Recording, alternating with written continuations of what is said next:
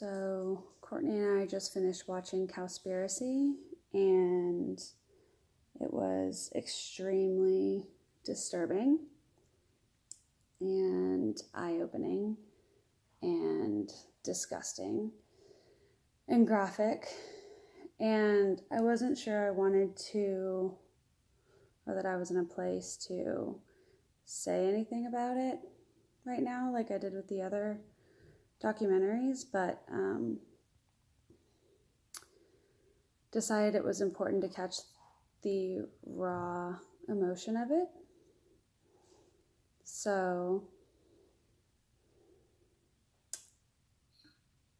I want to do something about it. I don't know what that looks like other than being vegan. And yeah, just the corruption is disgusting. The pollution is disgusting. The treatment of animals is disgusting.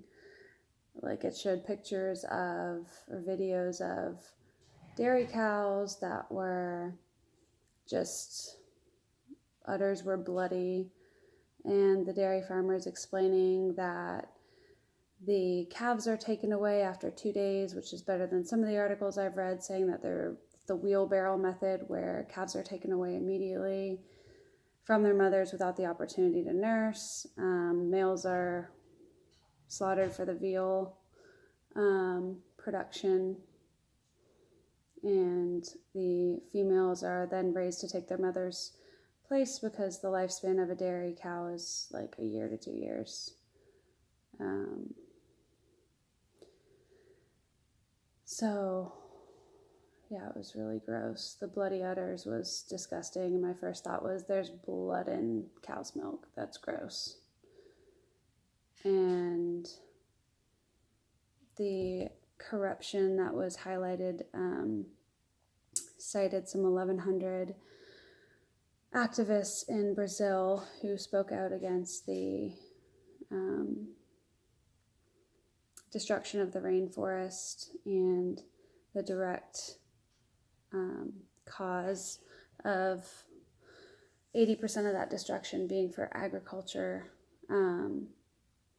farming, either for crops or crops to feed the animals, or for the animals themselves. 1,100 people were killed in Brazil for speaking out. And the number one target for terrorist threats, and according to the FBI, is environmental activists and animal rights activists speaking out against commercial farming, which is just sick. So I guess that's why a lot of people don't do it. I'm really impressed with the bravery of the guy who created Cowspiracy and What the Health. It's the same guy. I didn't know that. And then all of the other physicians and activists and former dairy farmers and former cattle hands and former CEOs of companies like Whole Foods and other well-known companies that support commercial farming, speaking out on these documentaries. It was really impressive, and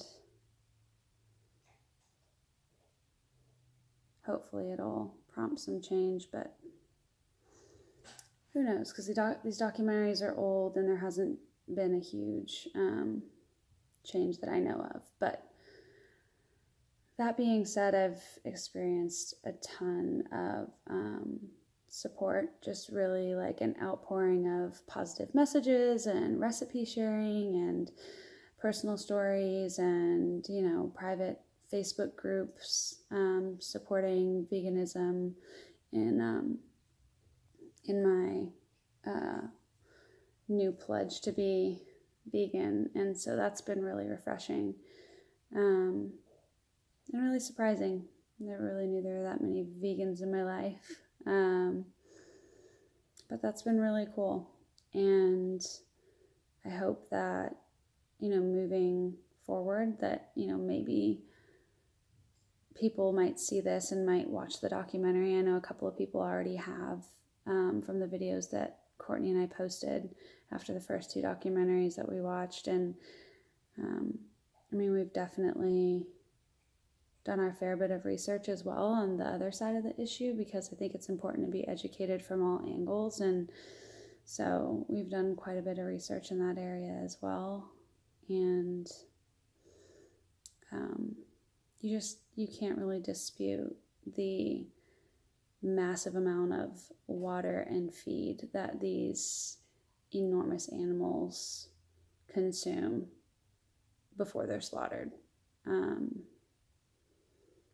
the impact that has to the earth, and the impact of all of the cow shit to the earth and the ocean, and all the species that are being wiped out because of our selfishness and